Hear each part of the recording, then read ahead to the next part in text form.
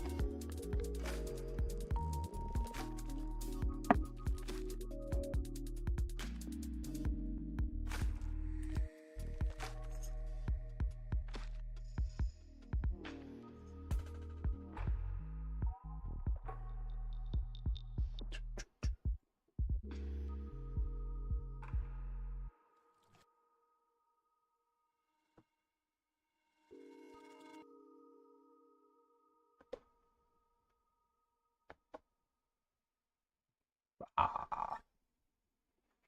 Build, build, build, build, build. We're building again. Alright. Have it up and running. I think I have everything up and running. Again. We'll see if I have everything up and running. Been a little while since I did this. A little bit too long. Been working on other stuff. I made some changes to the lives. I got mod stuff on the TikTok and whatever. So let's see here. I'm still doing this RC8, but I'm not really going to talk too much today. It's just going to be mostly a lot of this, unless I get multi-guest going on here.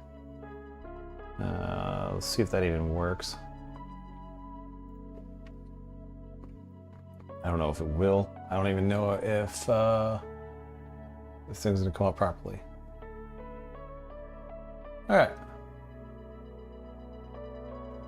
So this is a new screen for me. So this is going to be something to manage, I suppose. In addition to some of the other stuff that I'm managing. So...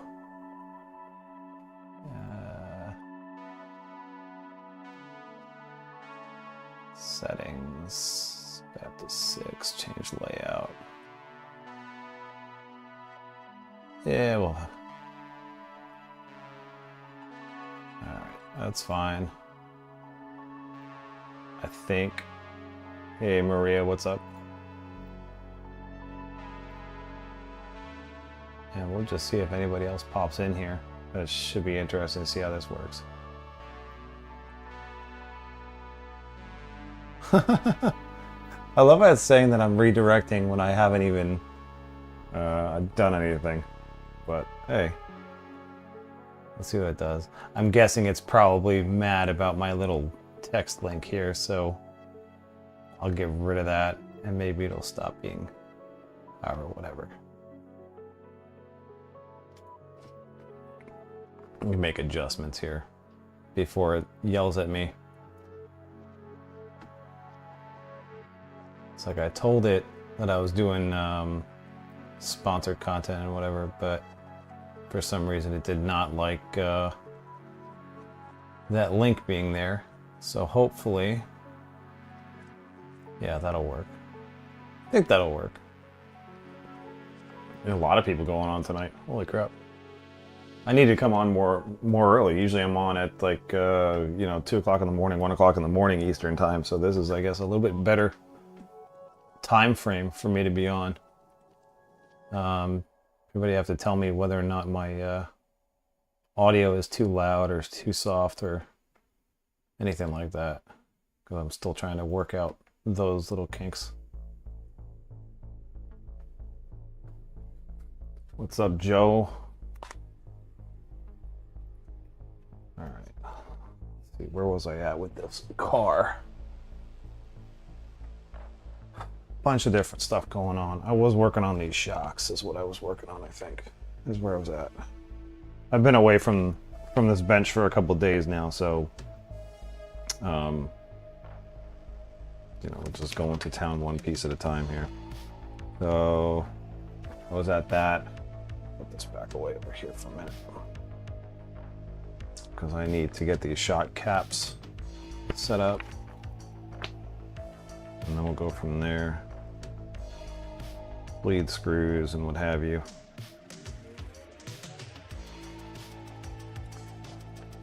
Get the little tiny ones to put in, if I can. Little tiny stuff. So what I did finally too was, I had it before where people kind of had to choose between watching this on YouTube to get this overhead camera, or watching TikTok and just kind of dealing without it. And it didn't really work too well.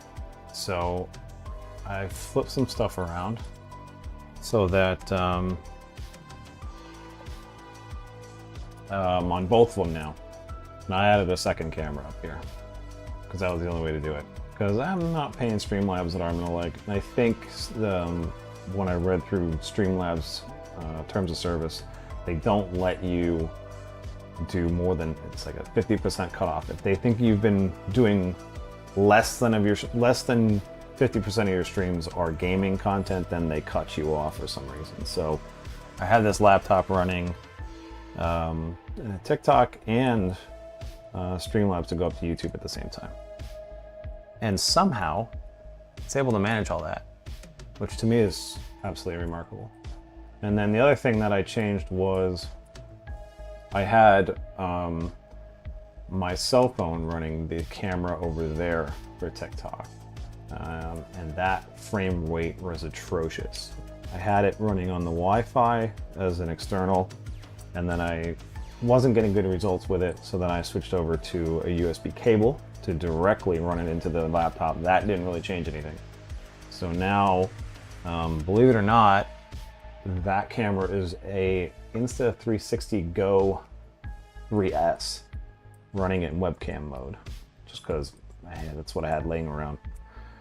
Streamlabs, or rather, not Streamlabs, Elgato has some decent web cameras, but those are all permanently fixed to my gaming rig in the other room in the office, and I wasn't really looking to go back and forth with cameras over and over again. Whereas these things, they're in the little mounts that DJI and Insta360 has, so I just kind of pop them out of the clips, and then I can still use them for whatever I need to use them for. And the other side benefit is when I go to tracks, and if I'm going to record a live stream at a track or something like that, I can take this whole assemblage with me and off to the track, and we'll see how it works. My plan is, I'm probably going to initially try running it over cellular, just tethering. I don't think that's going to work very well. I think I'm going to burn through that pretty quick.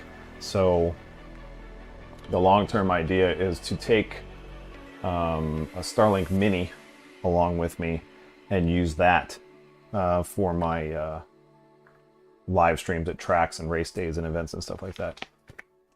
I want to see if TikTok's going to yell at me or not.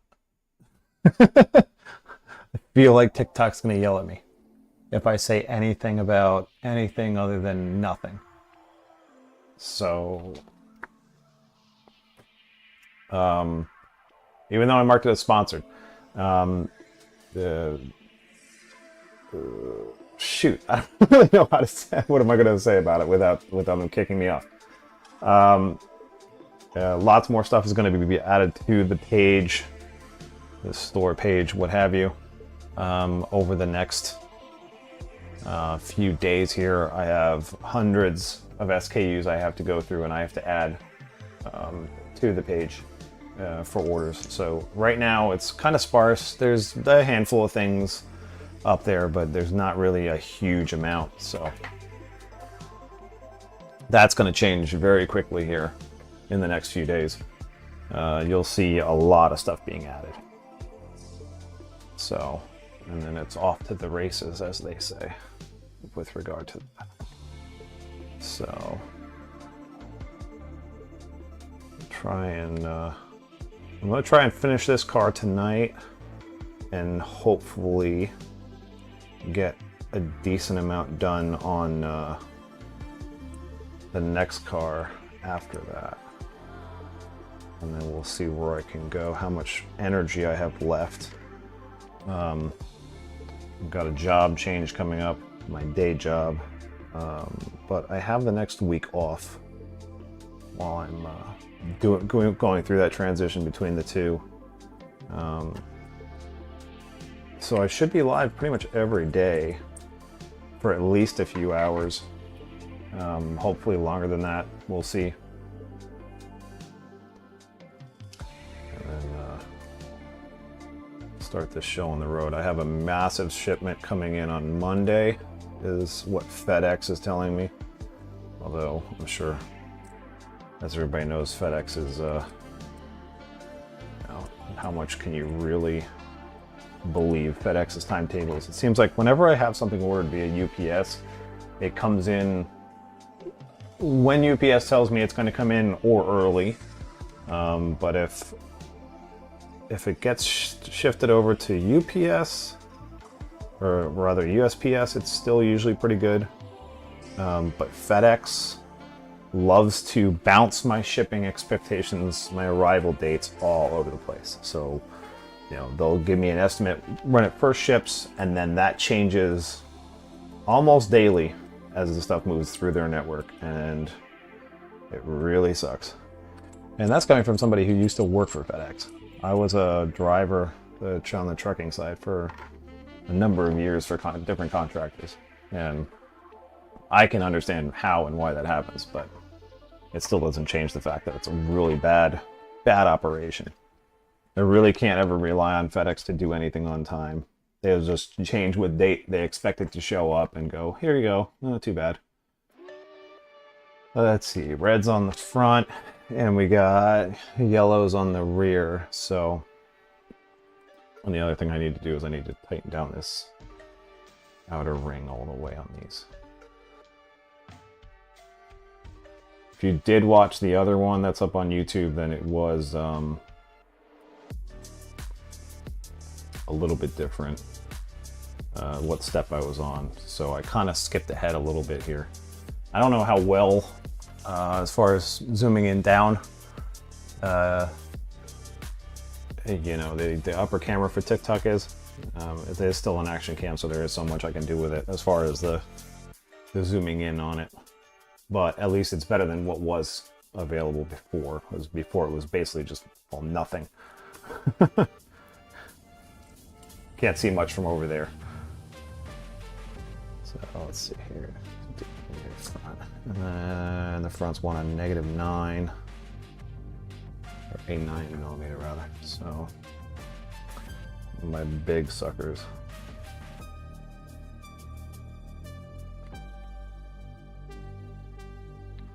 Some of the stuff you'll see me using tool-wise, I do have up on the site already. Some of the stuff is not up on the site yet. Just taking a little break from all the tedious number crunching and that stuff to do a few hours of building, and then I'll be going back to that. Probably when I think roughly everybody's gone to bed and nobody's gonna watch this anyway, is basically where I'm at.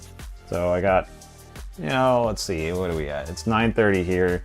So if I go off, you know, West Coast versus East Coast and all that kind of stuff, then I probably got maybe 4 hours, 4 or 5 hours of drive. Oh, not drive. There's my trucker lingo coming out. 4 or 5 hours of building before, I should probably call it. So here's spring number 1. Yep. I gotta remember which lenses for which, but I also gotta kind of show both, because you got the YouTube one here and the TikTok one there, and you know, there you have it. I do need to modify this rack a little bit because I have the holes for when your springs are off. I think I want to have some method of being able to hang it to this, hang the shocks to it when they're actually built. It's not necessarily like a huge thing, but I don't know. If I could figure out a way to make a notch probably in the side of the holder that I could in and then down instead of the holes like it's arranged right now. You can still use them for that. They're just very, you know, unstable, and they're just kind of hang around at that point. It works, but it doesn't work the way I want. So anybody browsing by, even if you don't stick around for very long, hit the buttons if you would, please. I'm dying here. No, but seriously. This is mostly just, why not? I had the equipment. I'll put this stuff up. Why not?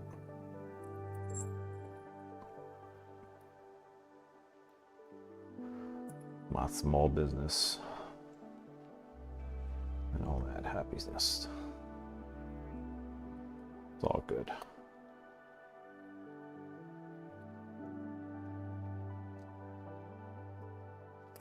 Always fun to put these together. There's number 2.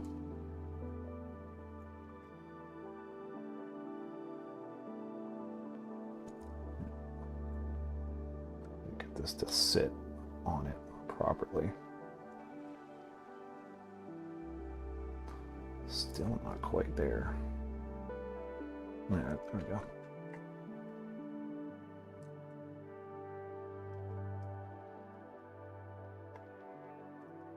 So one thing, definitely always make sure that these are seated all the way down on the ends, because they tend to get stuck up a little bit, and then your travel link's going to be all out of whack. So,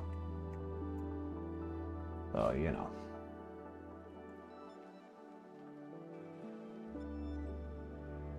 Fronts are using the zeros.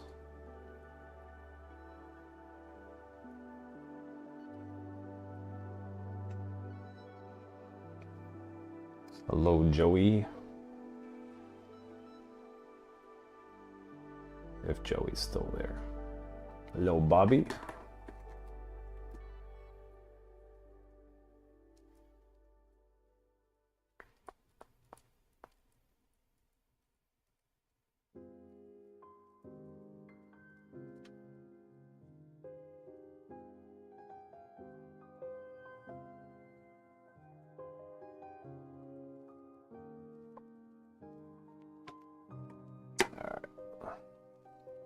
Some zeros.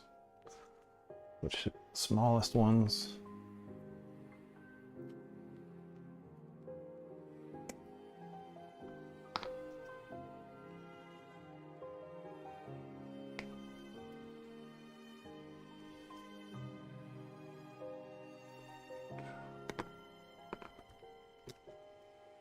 And the rest gets added to my pile of stuff that's not being used.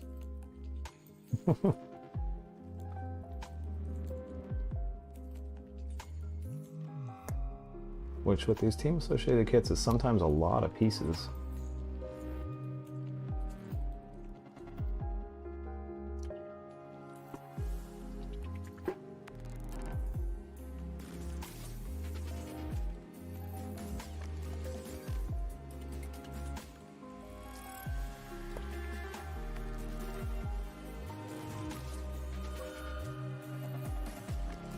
So that's the shocks for the most part done. And then we gotta set heights, but they want them after the assembly's done, so we're gonna do front and rears on the actual car. So we bring the car back over. And we got front first, I believe, what they want. So we go front.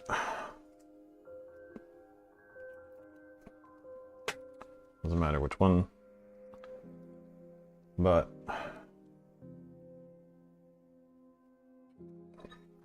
front of the car. I was looking at it going, that don't make any sense.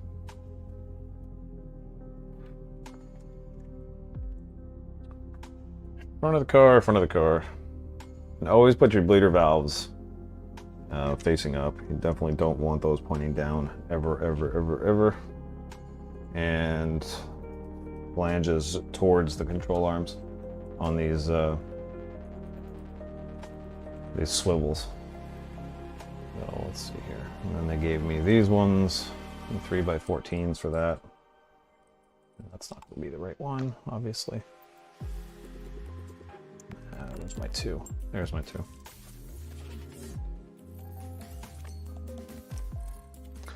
Go through these ends like water, I swear. And in a perfect world, I would have this car facing the other direction so that you could see what I'm doing better, but unfortunately,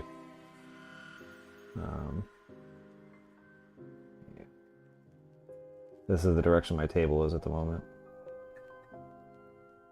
Someday it'll be facing the other way, but as of right now, this is the way that it's going to be.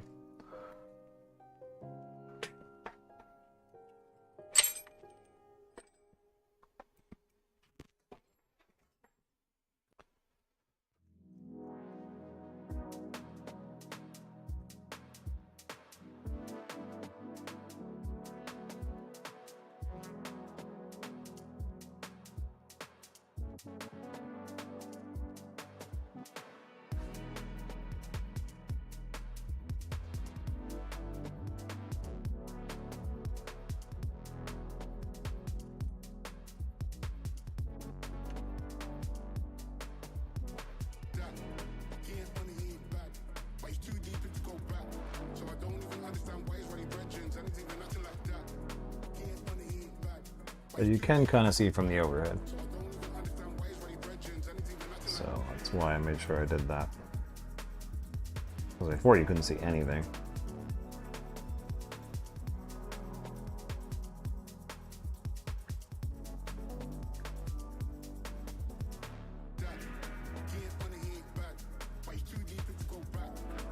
That's one.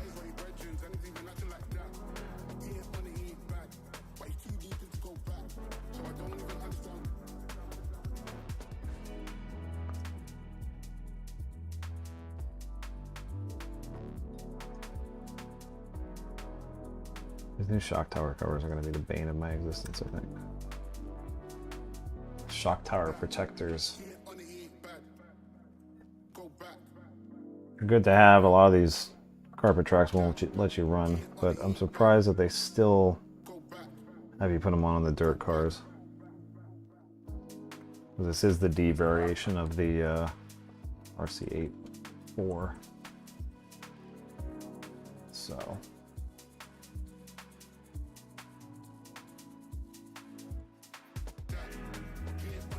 what is up, everybody?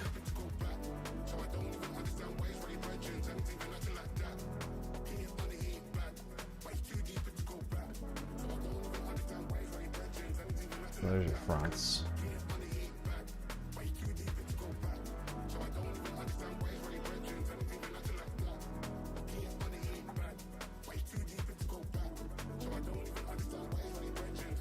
Yeah, I'm probably gonna wind up cutting that.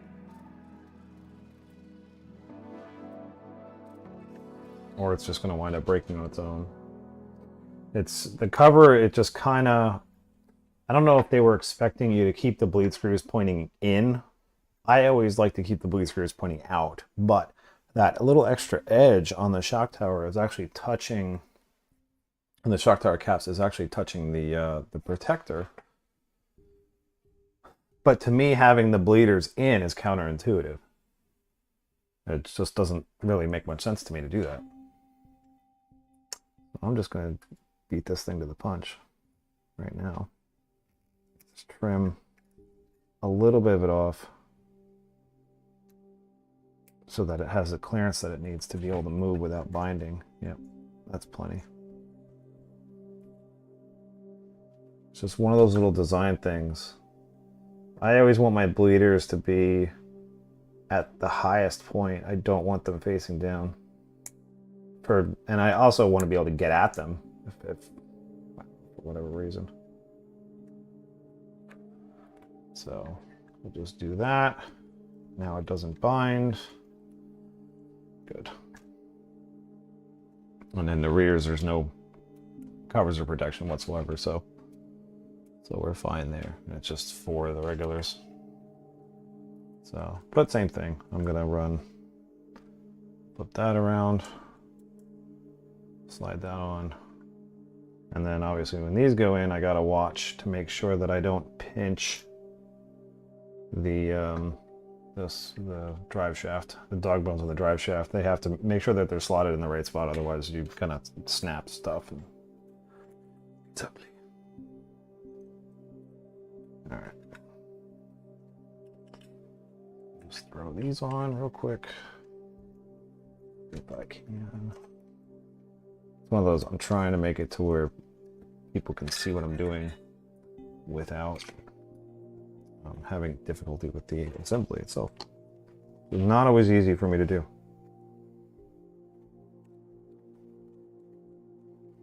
Sometimes it's just like, nope. Or I just have to at least get a bolt started beforehand.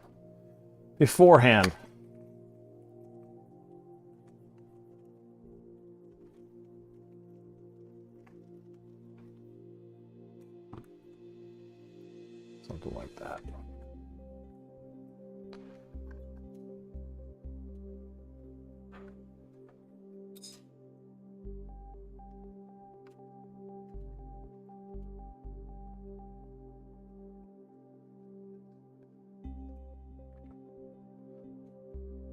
Two. Dog bones are in far enough, so I'm okay with that. This one needs to be turned a little bit. That'll be right though.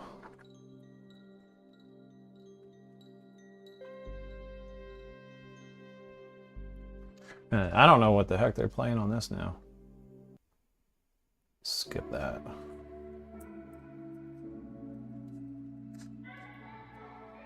Hello, Dwight.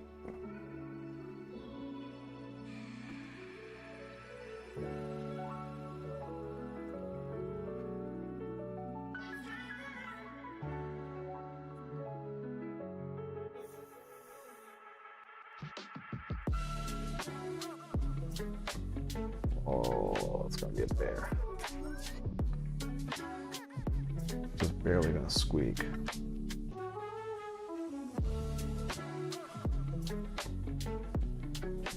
Kind of weird. That's that thicky. Yeah, putting the bottom one on first.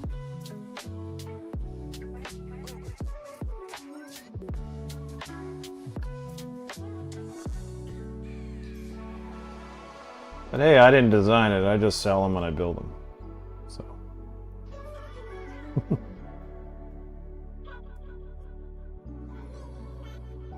Don't lecture the geniuses.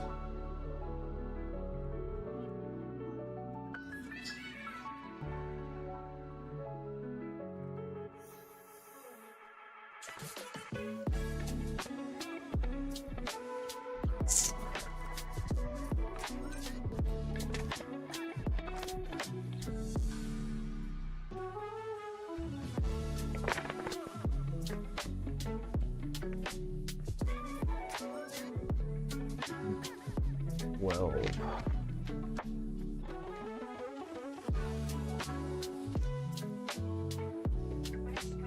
So that's all gone.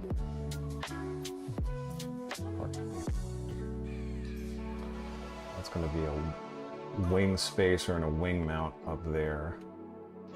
And then we've got a couple of little pieces here and there.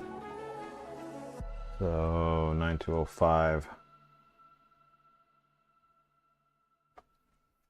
So that's going to depend on the different fan mounts, whether you add them or not. It's not a case-by-case dependent. Some people like to run the lower fan mount. Some people run the top fan mount. It's all just a matter of preference. They do give you the brackets for both orientations in this kit, which is nice.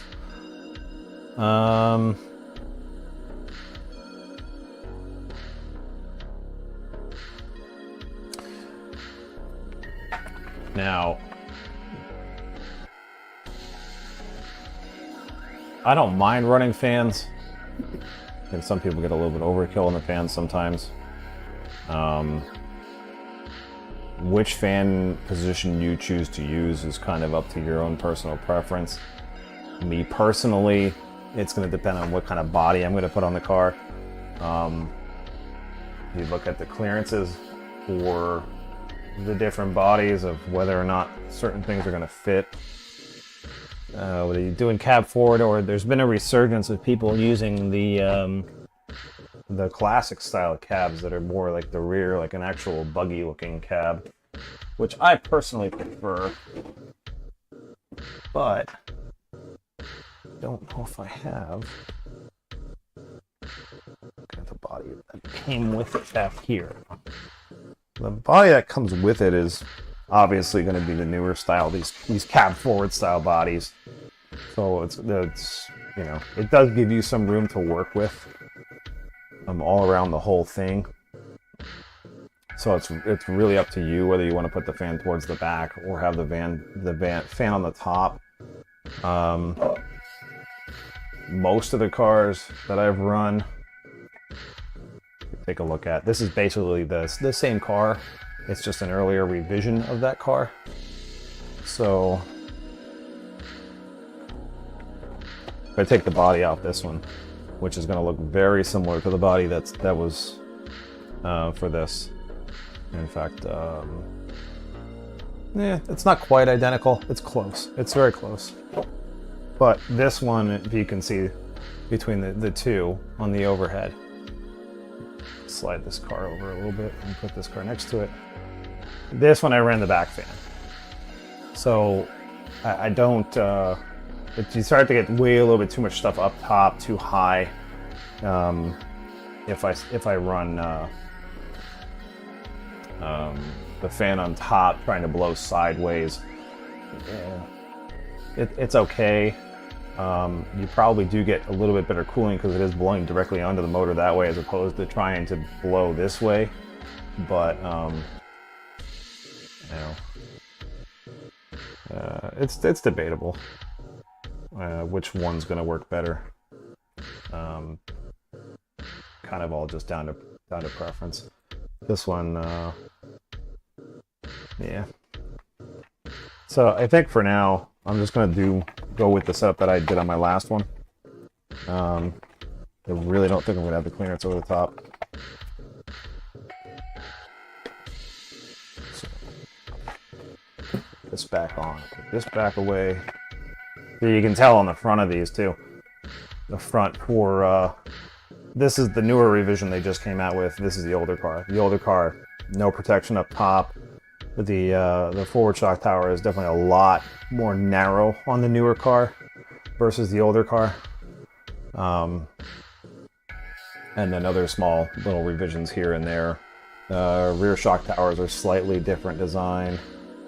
You know, some other little tweaks and small minor changes here and there, but they're still very similar. There's still a lot of parts that are interchangeable between the 7 series and the 8 series.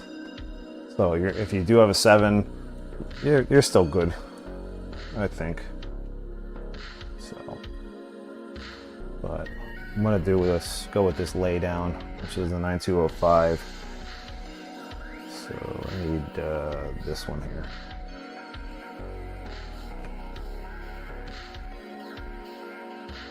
And they are mounting it in a different method this time versus the last one. The last one bolted kind of down on the side by itself. This one's doing a 3x16 through the chassis brace. So, a little bit different. Nothing too crazy though. Find my scissors.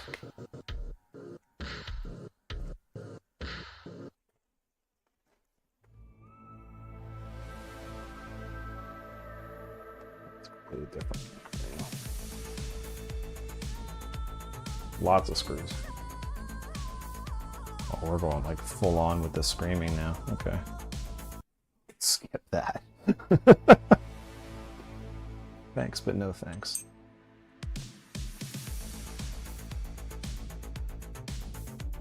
So, and then obviously because you're adding the fan mount, it's going to be a longer screw. But there's a bunch in this for all the different add-ons and extras and things and what have you. And I think that the screws, the factory screws are here too. Got that. That's a flat. That's a flat. This one's crazy long. So that's going to probably be the 20. That's going to be the other 20.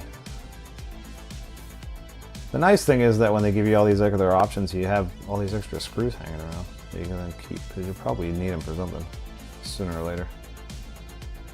Get 2 of those. They're flat. Oh, they're flat.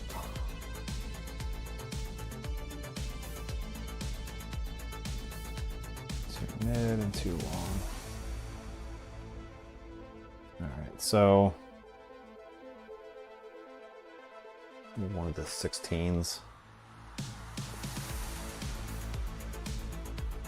I think that's a 16 though.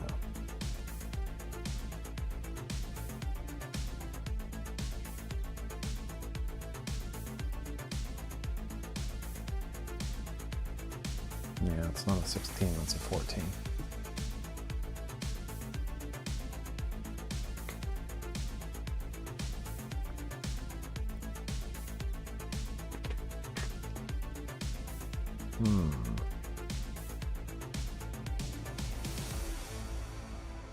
And 20s for the battery holders. And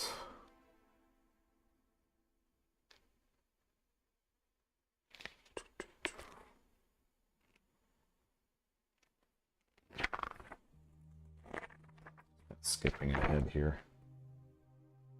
3 by 12 flats. 2.5 by 6 for the front.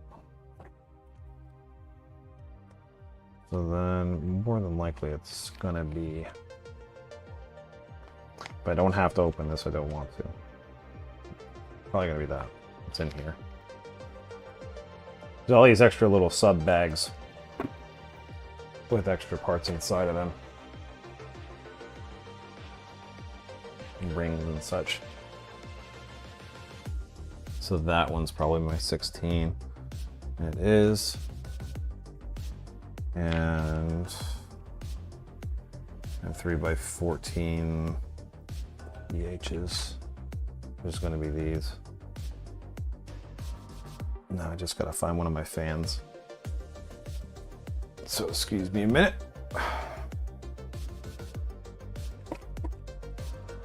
A plethora of parts.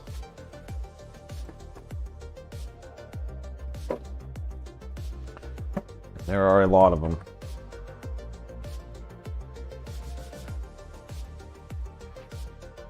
Go.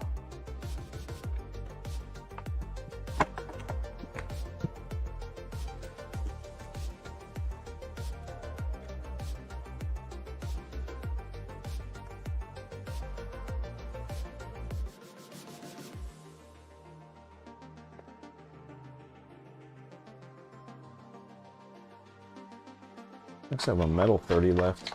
Surprising. And I still have some of these 40mm fans, which I don't even know if I didn't see them in the inventory. I'm gonna have to cross-reference and look through, see if Reedy even sells the 40s anymore. It should, but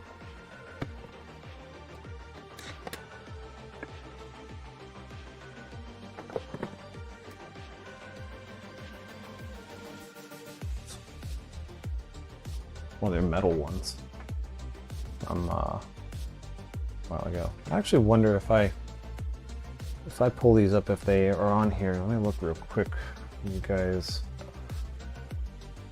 Go into my screen here. Should be on my VRT. I go into here. And then look at that too. Come with me. Browse through here real quick. And I'm gonna need to go into the regular, which is gonna be a little bit weird for me because I don't really work on that site anymore. My stuff is through the dealer site now. So it's a completely different animal. But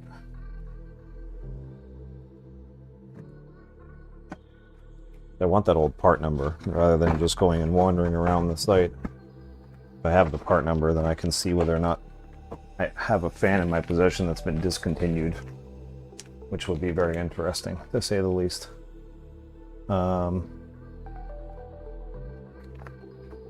So there we go. This TC8 kit, I have one of those coming. Part of one of the things that I have coming in. So here's the fan. Let's see here, right about there. Yeah. Just gotta look it up. 27,458.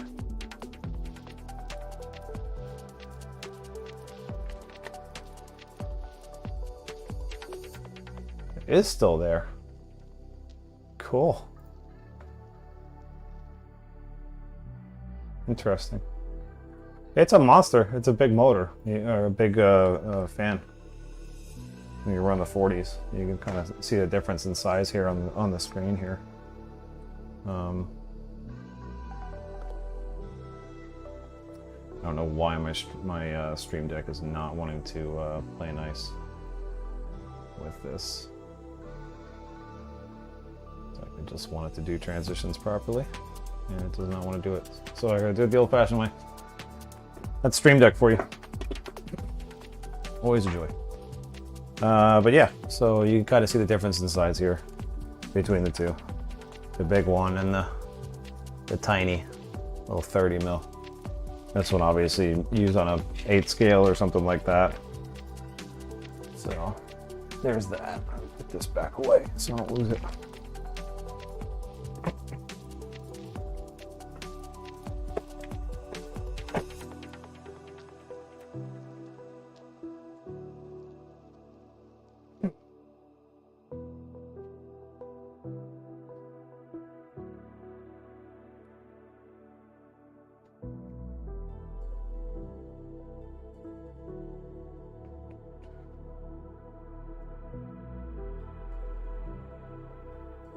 Makes you wonder here.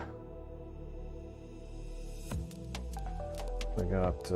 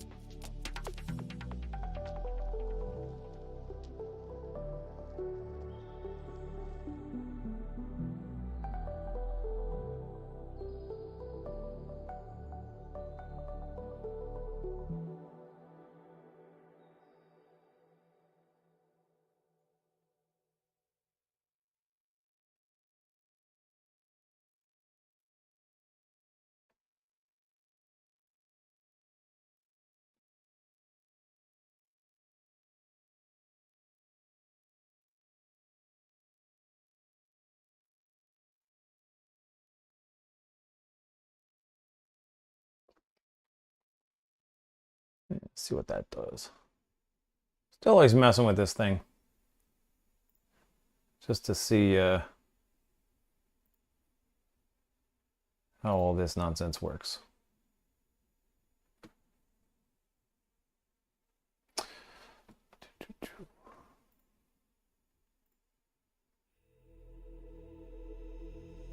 See what else I got.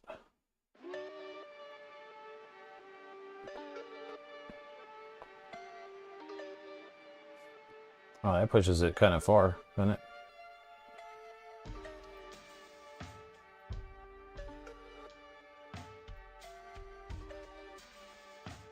Interesting.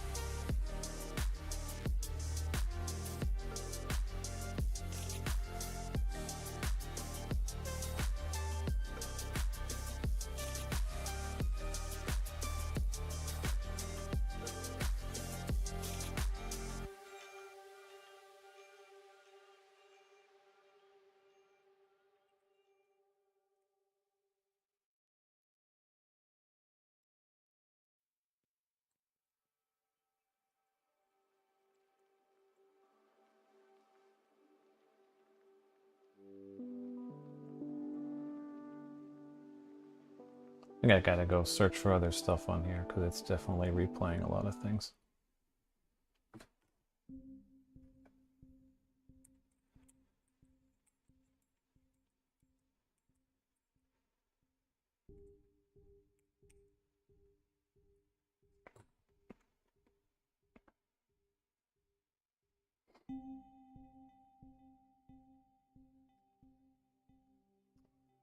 Wants it in the front one.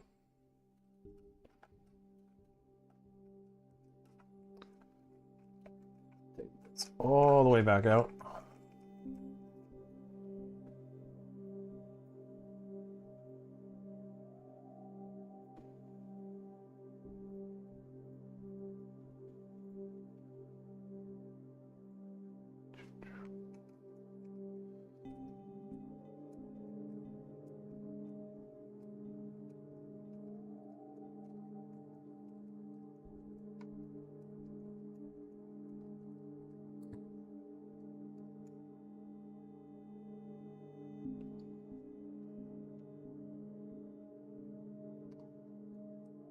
Good, pass through. Yep.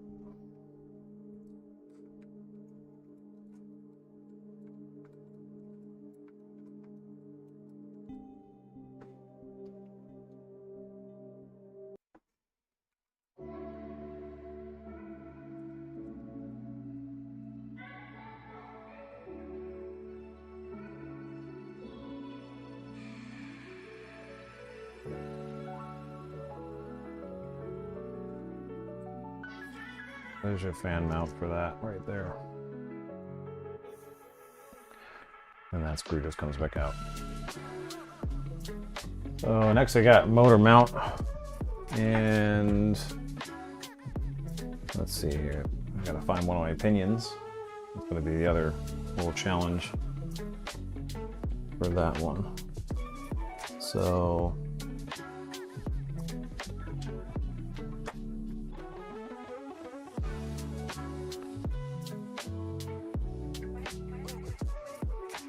let's go into that. And then I got pinion. And it's very specific about how it wants the motor to be arranged. So, got that to deal with.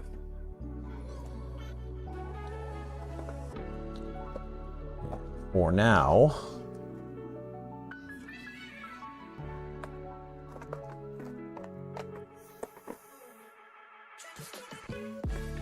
I got a motor to put in this that some people may or may not find I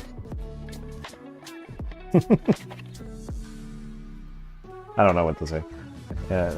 Trinity got kind of busted again for their windings not being quite. I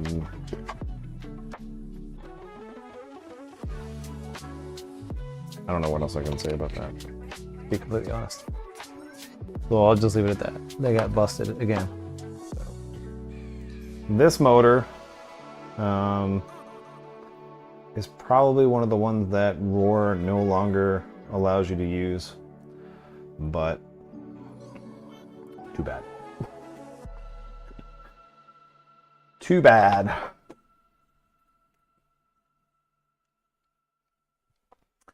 And then what I have here is my other things that I'm kind of revising and working on a little bit. This is a holder. You put all your pinion gears in.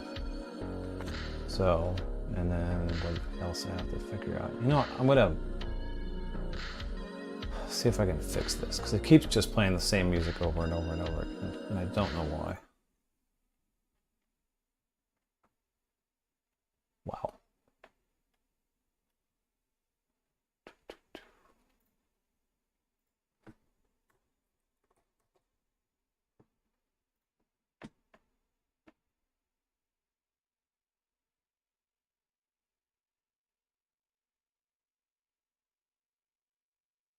If it searches. Come on. I'm asking a lot of the laptop right now. So let's see here.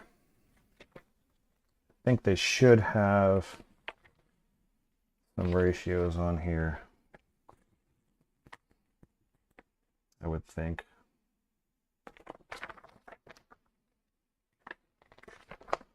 But maybe not.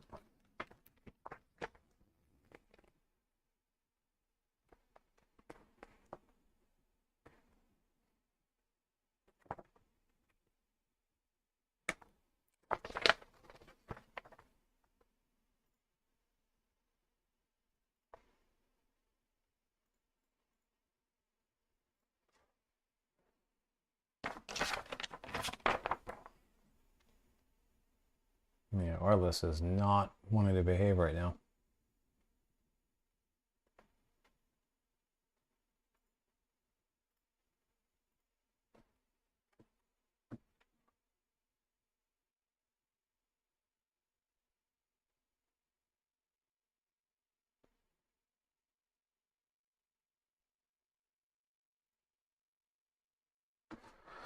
Jeez, you know, for all their advertising, because it's been a lot. I've been getting a ton of advertising. I don't know if anybody else has the art list for their different things, but you know, their page lags really bad, a lot.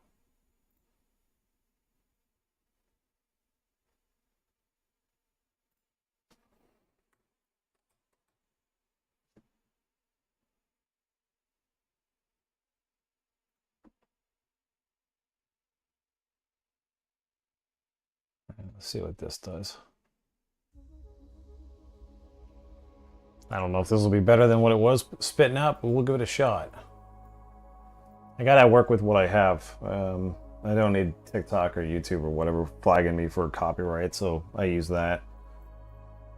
So let's see here.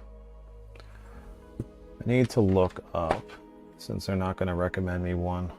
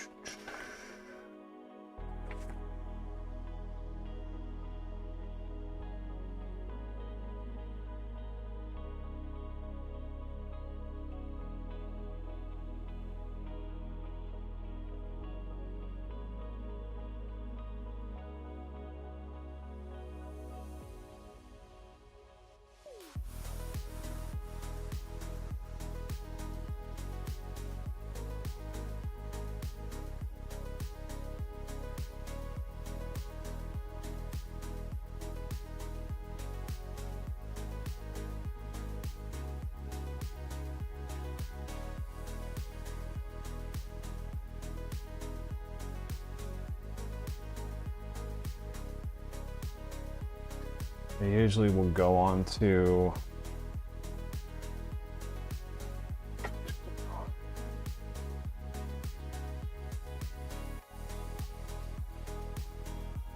dialed just to see.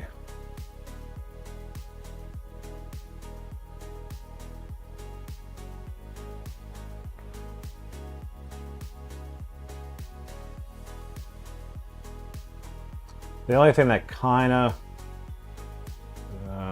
twerks me about so dialed is the fact that they really are trying to get people to pay just to be able to add more of their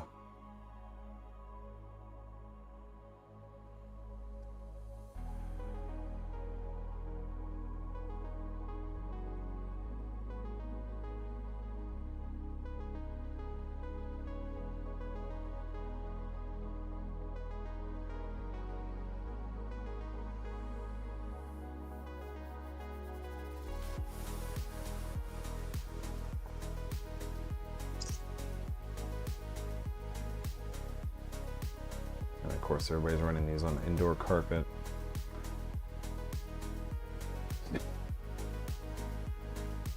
And I always keep seeing this one track that, I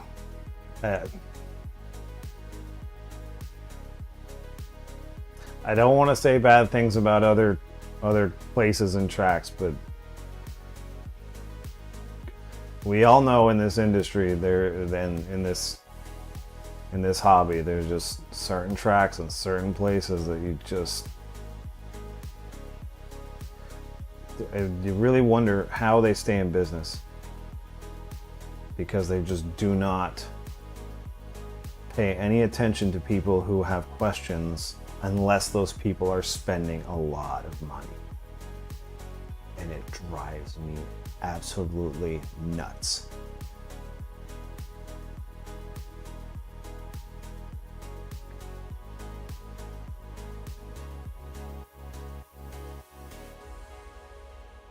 It really does. There's no excuse for that in my opinion. It just, if people have questions, answer the questions.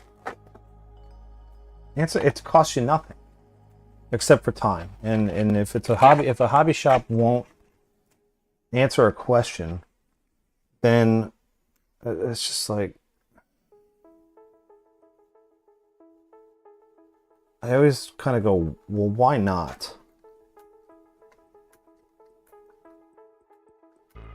Let me see it. Just curious in my own mind which one I was using on the other car, just as a comparison, because I'll probably do that just as a starting point.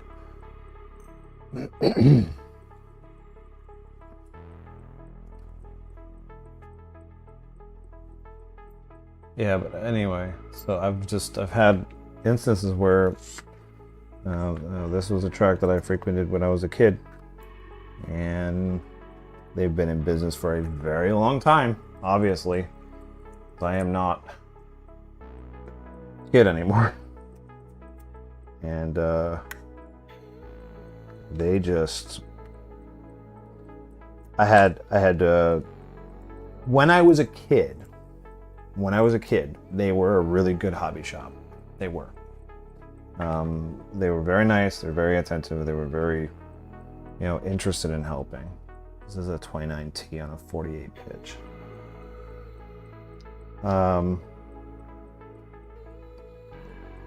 I have been out of the hobby. Had been out of the hobby for quite a while. Just, life happens, and I fell out of it. And before I moved to Florida, so that'll tell you none of these are any of the Florida tracks. All of the Florida tracks that I've dealt with so far have been excellent.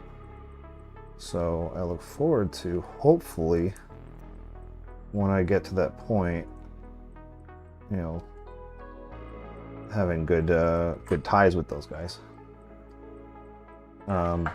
But when I started to get back into it up in Pennsylvania, I'm giving out more information, but if anybody manages to guess the track, there's quite a few tracks in Pennsylvania, but if anybody manages to guess the track, then obviously they've had an issue with them as well, so I don't feel bad.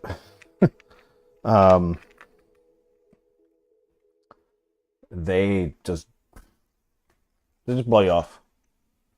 And it's really unfortunate. 27. This is probably a 27. That's a 25. I got a bunch of 29s actually. This is good. Good. I was afraid I was going to have any more 29s. I do.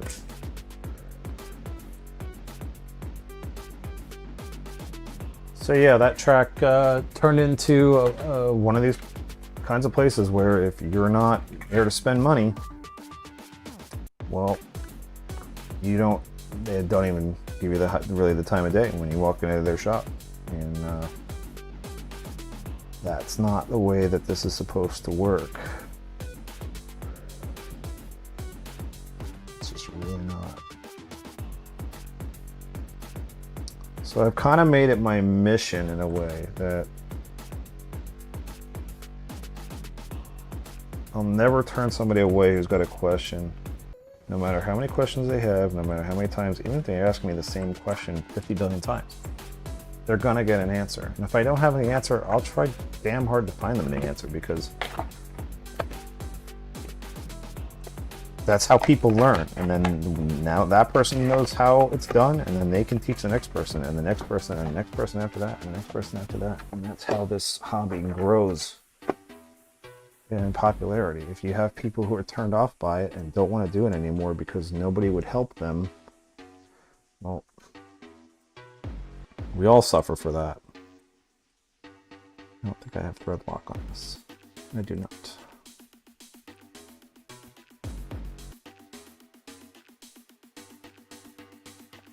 But that's just me. I'm sure there's a lot of shops who are so worried about their bottom line that they just go, whoa. I don't know. I don't know why some places get like that, but they do. It's sad.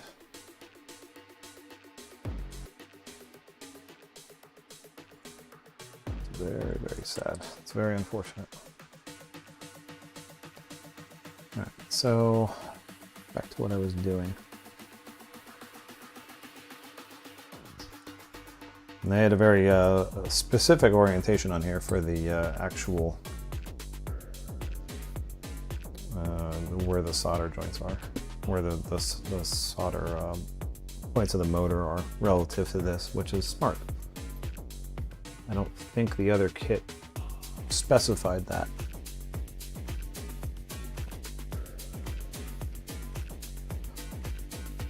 So something like that.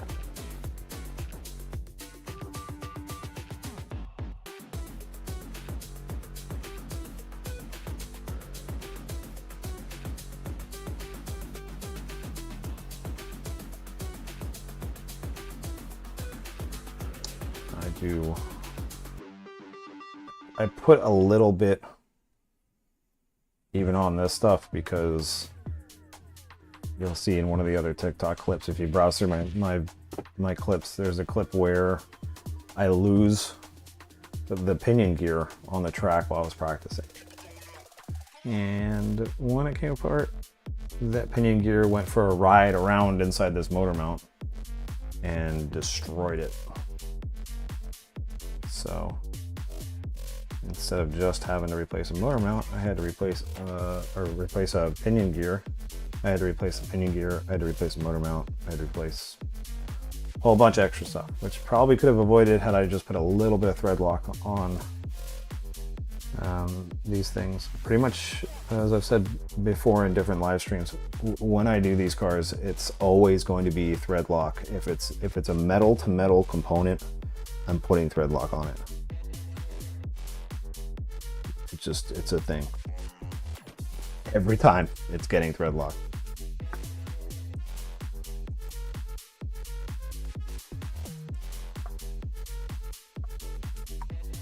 Yep.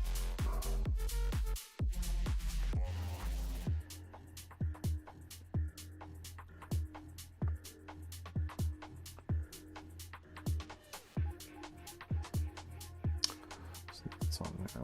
Rotate that around. Can.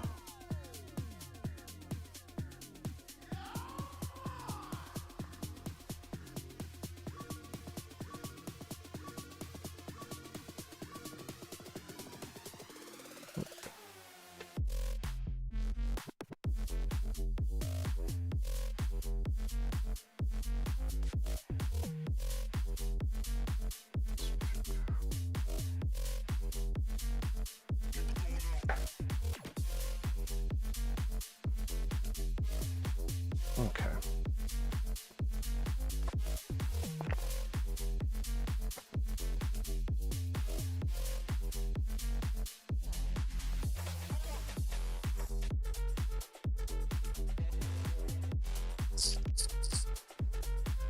Now officially losing my mind.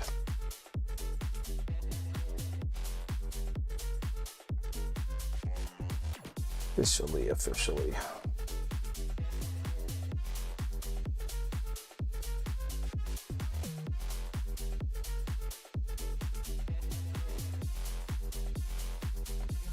Probably rolled somewhere, but that's why I keep more of these. All the time. And it'll turn up sooner or later somewhere. It's alright.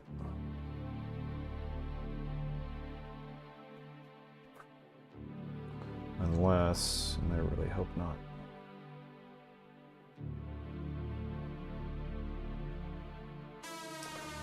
Now I'm paranoid. Now I'm paranoid, so I'm pulling this back off. Because if that tiny little set screw somehow found its way inside this motor, it's going to be a bad day.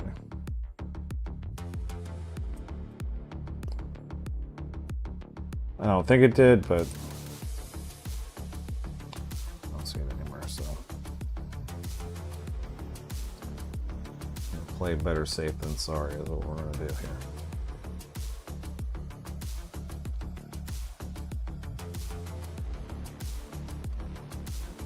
See if I see it anywhere.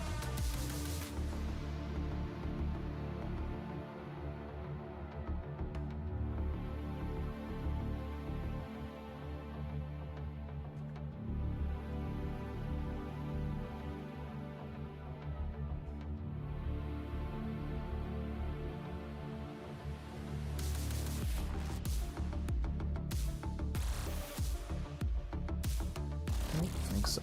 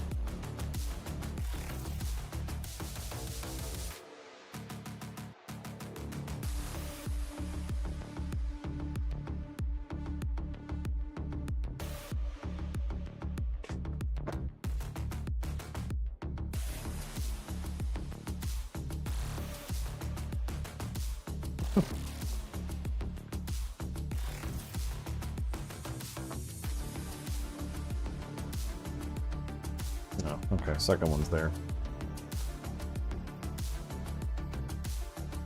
Yeah, I lose my brain. It's my own overly paranoid self messing with myself. I never actually lost to the other one because these have two sides that you can put set screws in. I don't know why they do that, but they do. To me, it's kind of silly, but they do, so thank you for making me paranoid over nothing.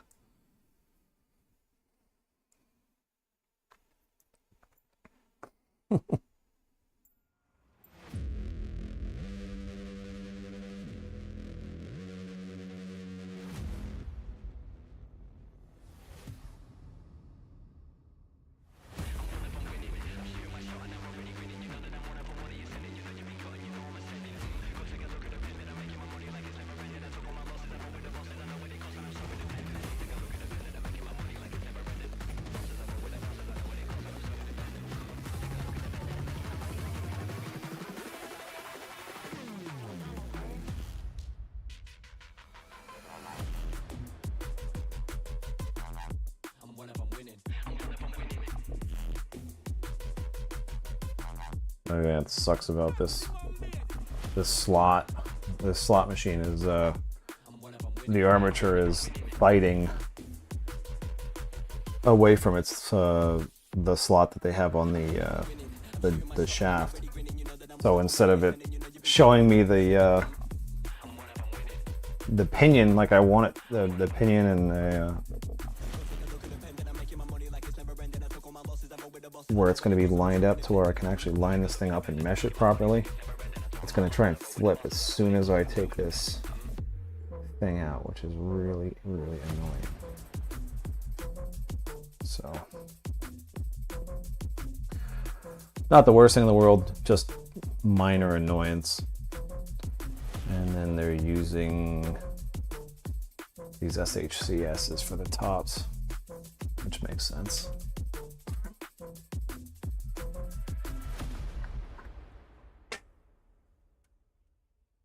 Top of one in the mid.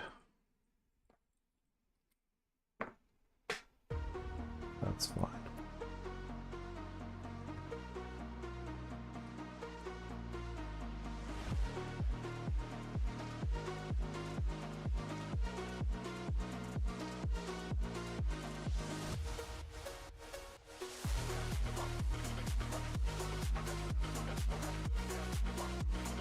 Now, I'm one of those people who sets mesh manually. There's a lot of different tricks for setting mesh. Some people will tell you, oh, stick a sheet of paper, stuff like that. Me, I'm more of a feel, a little bit of play at this point type of person. So the paper thing, obviously, how are you gonna stick a piece of paper in between this little gear assembly? It's not gonna happen. Like, where are you gonna stick the gear? Or stick the piece of paper? You really can't. And I don't really think the piece of paper trick works that well anyway. Because not all pieces of paper are the same thickness. So, I mean, so what I do is I kind of eyeball it and I look at it and I can actually feel the little bit of click back and forth as I wiggle this gear. Just a little tiny, almost imperceivable little bit of a click. And then that's roughly right where it needs to be. At least that's what I've had luck with. And then when I tighten it down, I check it a little bit, because sometimes when you tighten these, they'll move ever so slightly. So, a little bit. Right there.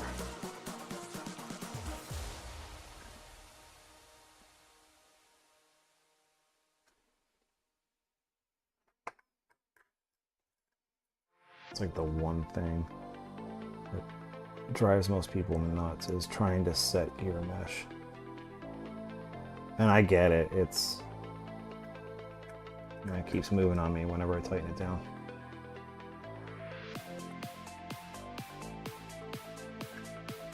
No, that's way too loose.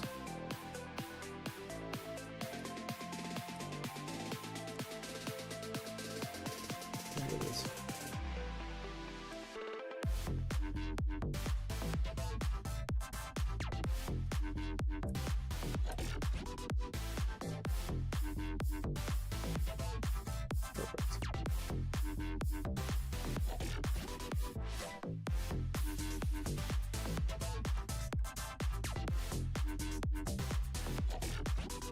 Yep. All right. So there's your motor installed and your mesh, and somehow this got bumped. And I apologize for that. Well, just me moving around and doing whatever with different stuff here.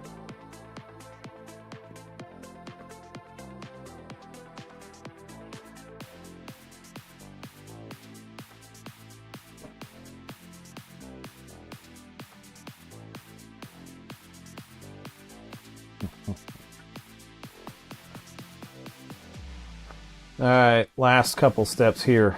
The battery holders. There's a whole bunch of the rest of the stuff in here, and then of course you got the couple little clips that they include for wiring and stuff like that. And wiring I'm going to do on a different live.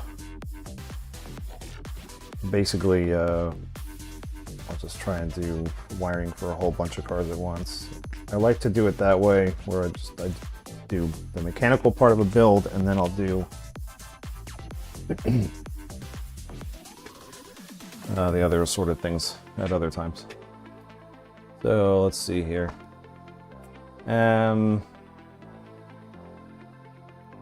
They've got a couple different things here as far as the heights and the lengths, depths of the battery holders, and then obviously your different positions and settings and things like that. This is different than the other car. The other car used a rubber strap to hold it. This is doing it a different method, which is, that's fine. Just a little bit different from what I'm used to seeing. So.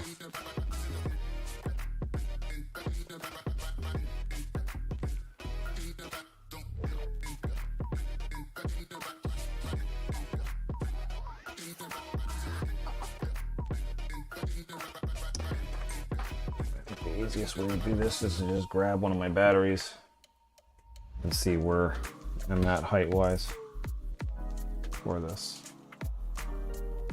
So I'm pretty sure I'm going to be the longer.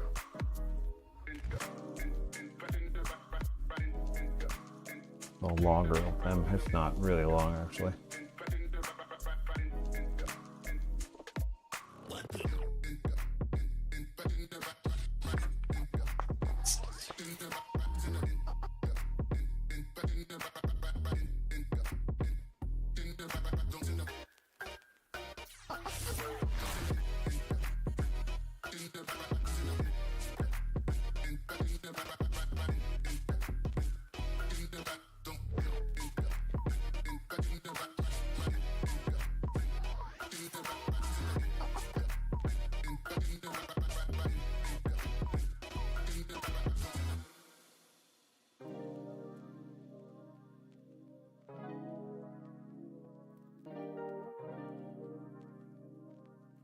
So let's see, 3x8.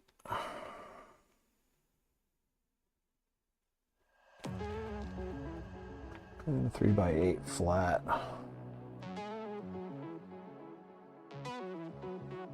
It's definitely not a 3x8 flat. That's a 3x8 flat. And they're in third.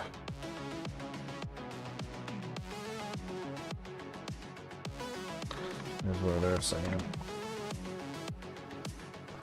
The thing that kind of stinks about this arrangement, that I will say, is if you want to change your battery position and you have underbody protection because you're running carpet, you're going to be peeling and unpeeling and whatever that thing every single time. Now, maybe I'll have to look at this. I'm wondering if there better be an aftermarket option for this, or there better be a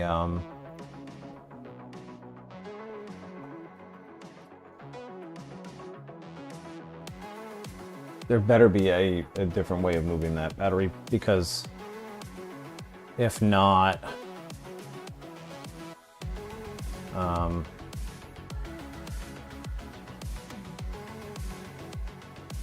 that would be a shame. If you had to keep removing that over and over again. I mean, a lot of tracks will just tell you put a piece of tape over top of it, but it's just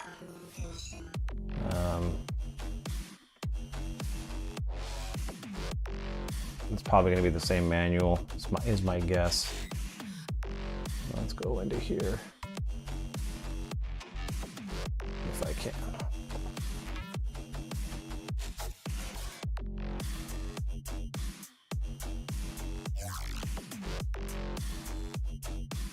Apparently I gotta turn that off to be able to screen share.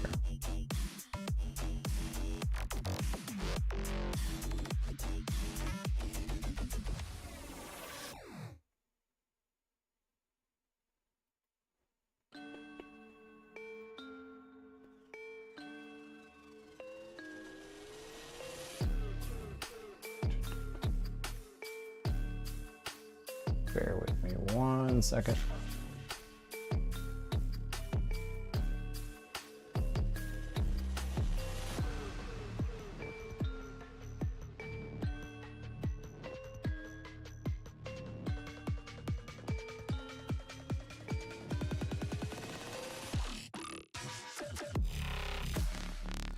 There we go. So let's see.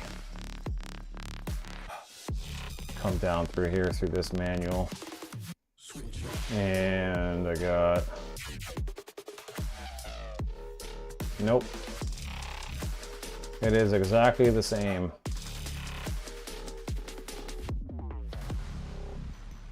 And the part that I'm looking at is right here. This is the deal that I'm dealing with as far as that goes. The battery post mount to change your position is through the chassis like that, and that's the older car wasn't like that. If I go in, see if I can find the other car. Let's see here.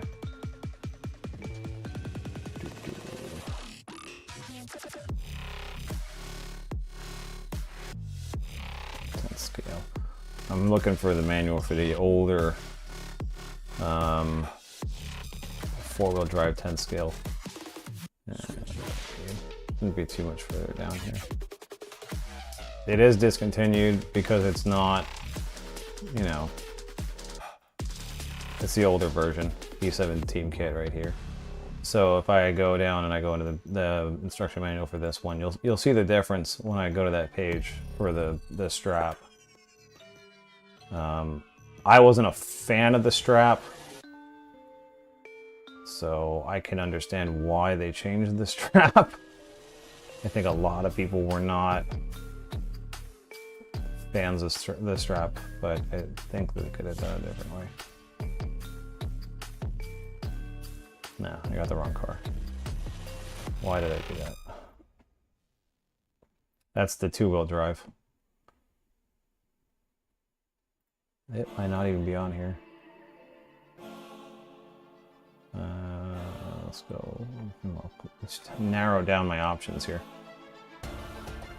4-wheel drive, electric, obviously. And kit. So there's the 8B4. Come down here. There we go. 742D. And then we'll go to the manual.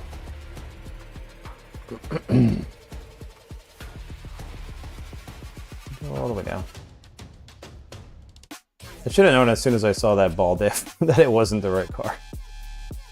But come down through here. Yeah, so that one, 2-piece there, through the shock settings, through the other stuff. Motor mounts is pretty much the same. And then you come into the battery mount.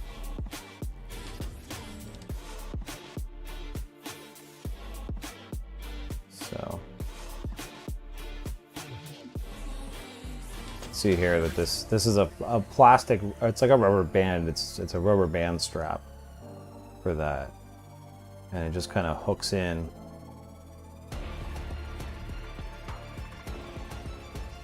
This is not really doing a good job of showing me the adjustment method for it though.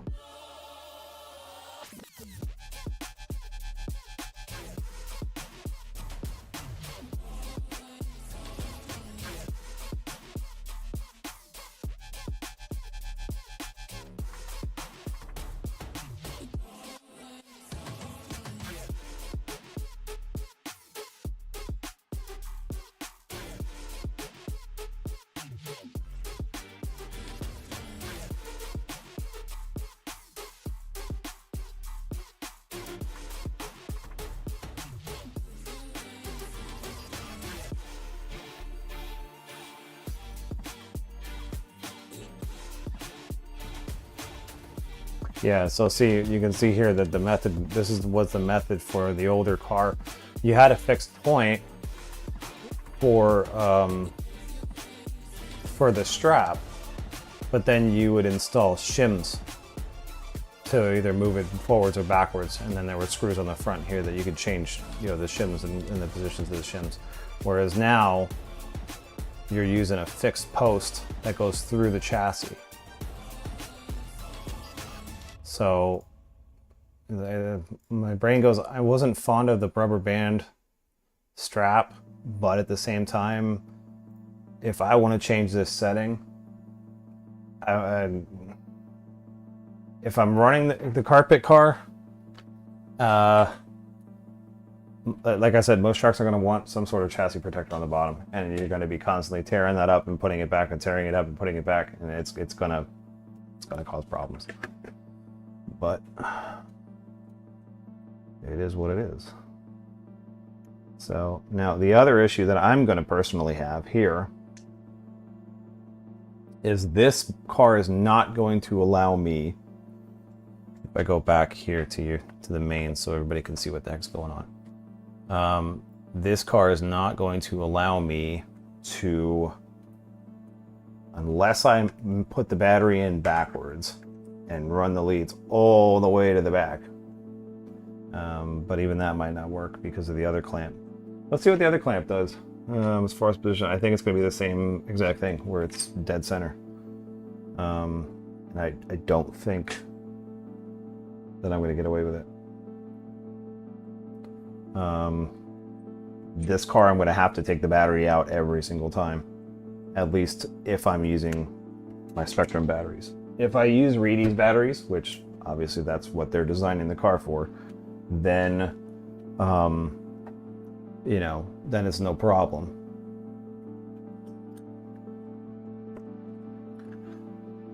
But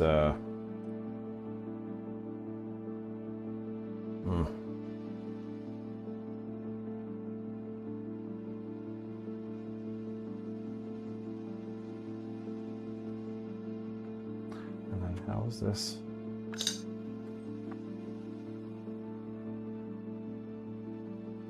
Yeah, it's clamping in the middle on both sides. That's going to block the sensor. It has a hole in the middle for Reedy's style of batteries. But for mine, I mean, I could turn it out of the way, I guess. Maybe. We'll see.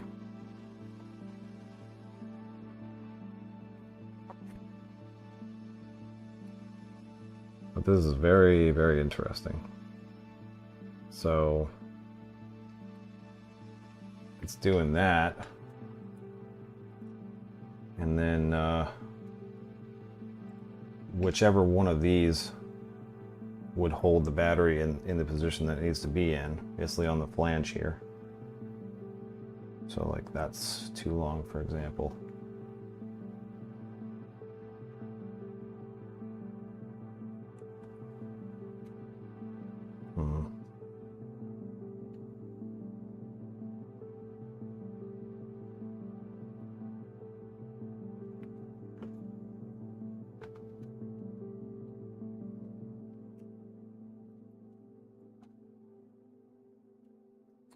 I'm at that point to hold it.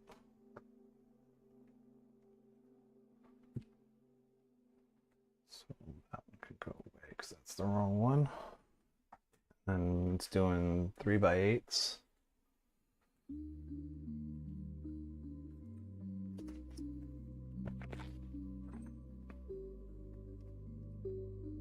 It's going to be these two.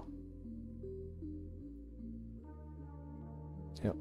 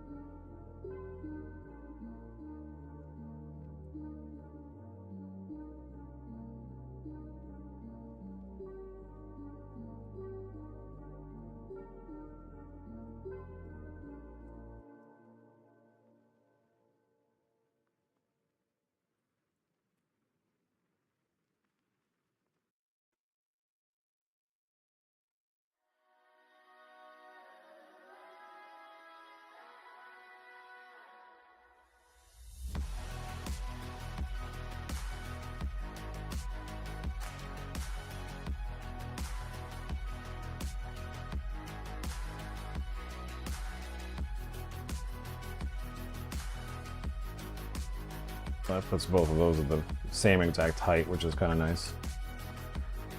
And then it's asking for 3x20s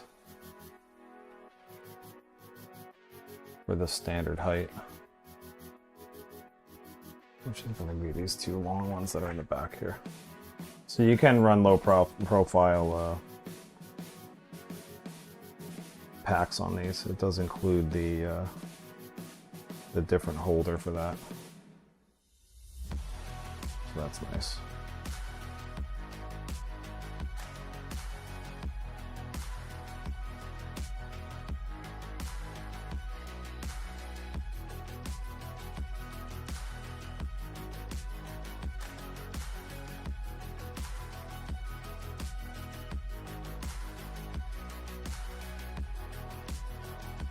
Not entirely sure how I feel about this battery holder.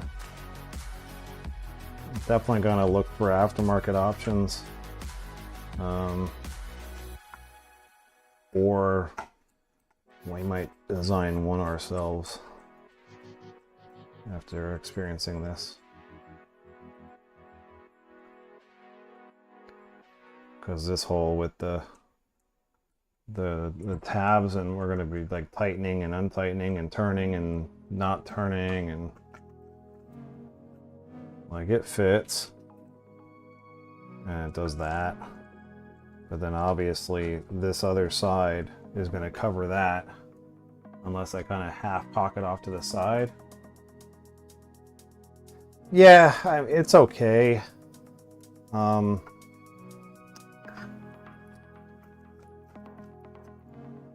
It's not terrible, but I don't like it.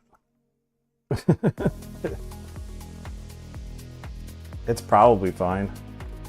I wish I had something a little bit more substantial than that holding the battery in, because I feel like this, you're going to be tightening this and loosening it and tightening it and loosening it, especially on my car, because I can't access this balance sensor plug unless I have it cocked this way all the time. Which, will it hold it in there like that? Yeah, sure, but this is not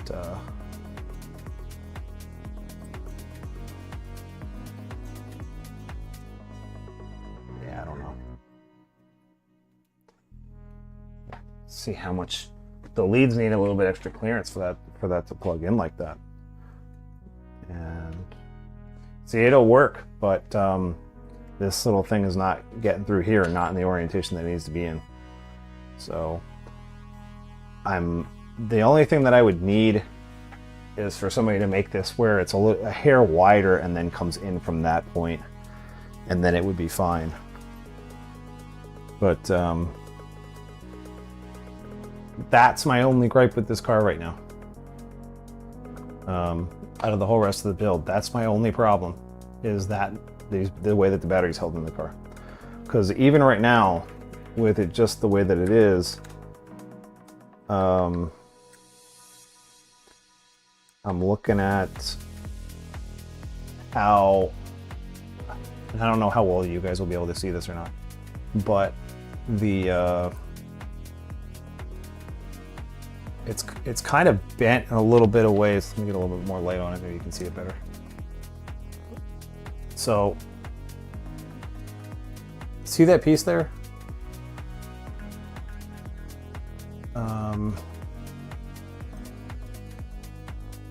I'm looking at this piece right here. It's already got a lot of tension on it. It's already kind of prying itself in a manner that I really don't like. This part here is bending up.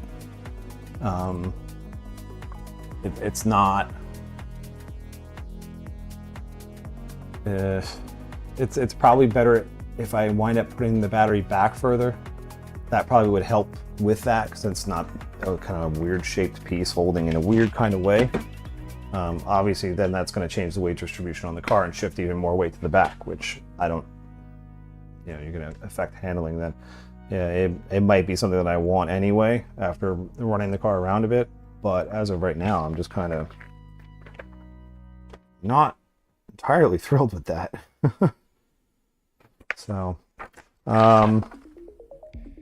body and tires and stuff like that are for another time here.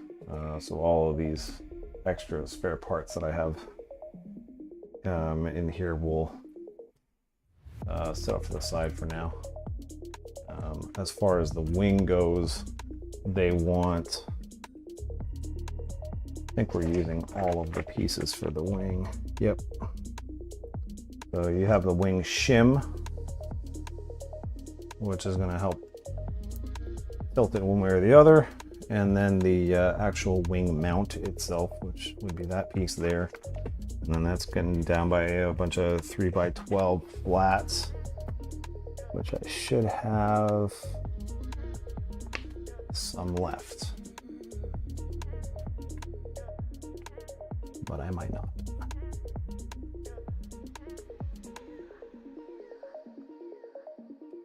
These might be by 12s. These are by 12s, and these are my last two. By 12, 3x12. Yep.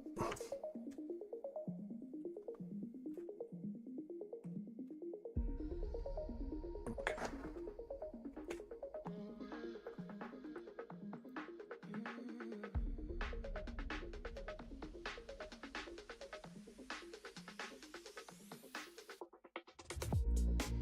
And I'm just going to put these in for now. Until I get around to doing the body work and stuff like that. That'll be a different project for another day. Just doing chassis work tonight.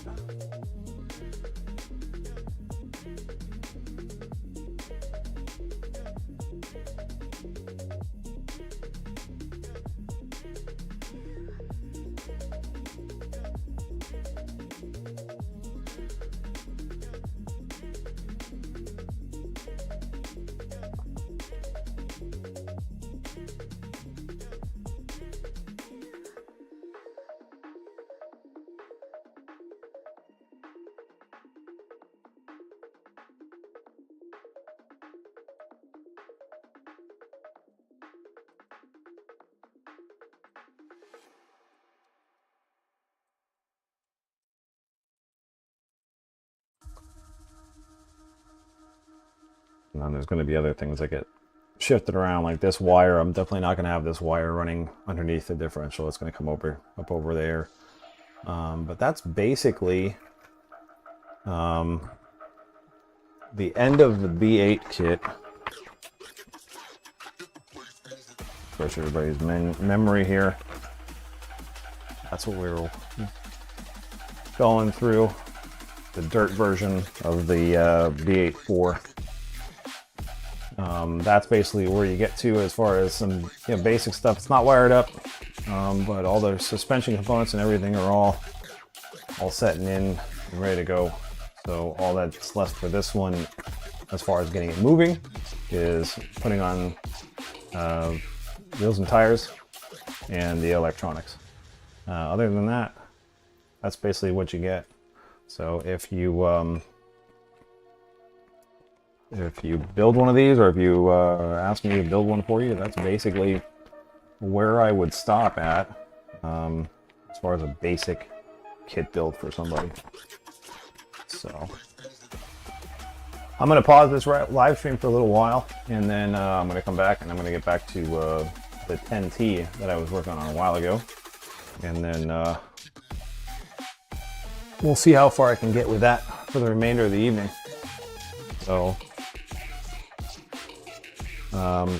if you are in Las Vegas, which obviously I'm not, I was supposed to be, the vintage race that they're having at New Orleans is coming up in a couple days here. They're starting Track Prep, Associated is out there, so definitely go check that out. If you're near Las Vegas or within spinning distance to Las Vegas, take a drive down. There's no charge to enter the event and watch. Mains will be over the weekend, and it is a crap ton of cars. Entries are over 500 entries.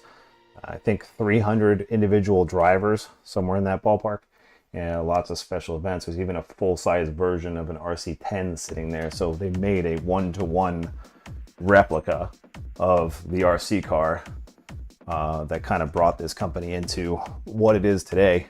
And it actually runs. It does have motors and it does move. So if you want to see something cool, definitely go down there and check that out. I will be back probably, give it about maybe 45 minutes, an hour, something like that. Just give myself a little bit of time, drop the lights down, relax for a little minute, a little bit of paperwork, and then I'll come back and we'll be building that. So I will see all of you, hopefully, at that point.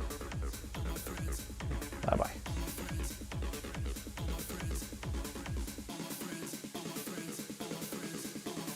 All my friends are hot and they only dance to techno.